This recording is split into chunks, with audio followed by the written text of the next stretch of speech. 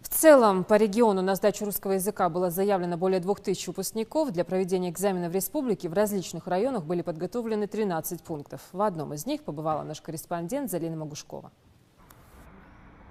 ЕГЭ по русскому языку сегодня проходит в 13 пунктах республики. Один из таких пунктов расположен в 5-й школе города Назрань. Здесь на экзамен подготовлено 14 аудиторий и заявлено более 200 учеников. Все организаторы готовы к проведению ЕГЭ. Я уже провел с ними инструктаж, мы с утром пообщались, предупредили о нештатных ситуациях, которые могут возникнуть, потому что просто прочитать инструкцию и не затронуть нештатные ситуации, которые возникают у нас на пункте, а они возникают в любом случае там, где находятся дети.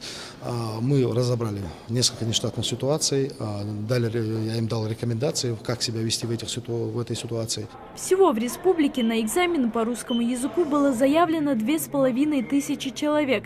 На ответы дается больше 3 часов. Но если участник ЕГЭ закончил раньше, он может покинуть пункт, сдав свой бланок. За отведенное время выпускники должны выполнить 25 заданий. После экзамена дети делятся впечатлениями. Каких-то чрезвычайных событий в нашей аудитории, по крайней мере, не произошло, никого не выгнали за это. Это меня больше всего радует. Написал, в принципе, я хорошо, потому что на протяжении всего учебного года, всех 11 лет своей учебной жизни, я готовился к этому дню, к этому экзамену, и поэтому для меня не составило труда написать на довольно хороший балл этот экзамен. Вначале, конечно, немножечко испугалась, потому что, думаешь, самое сложное, все, сейчас я ничего не смогу. Ведь потом в процессе читаешь текст, начинаешь подбирать аргументы, начинаешь подбирать проблему.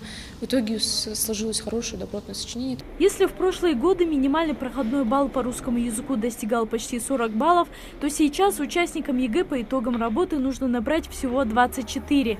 Этими результатами будущие абитуриенты смогут воспользоваться в течение 3 лет, на случай, если не поступят в этом году. По мнению выпускников, самое сложное задание в КИМе по русскому языку – это сочинение. Оно и занимает больше всего времени. Ничего непривычного я не встретила в КИМах. Это все благодаря учителям. Они готовили нас уже сколько времени, уже 2-й год мы готовимся. То есть, ничего неожиданного на нем не было. Единственное, в чем были трудности, это было сочинение. Пришлось подумать хорошо, а так было довольно легко. Я весь год занималась, ходила на репетиторство, посещала занятия, и это помогло мне написать экзамен без волнений.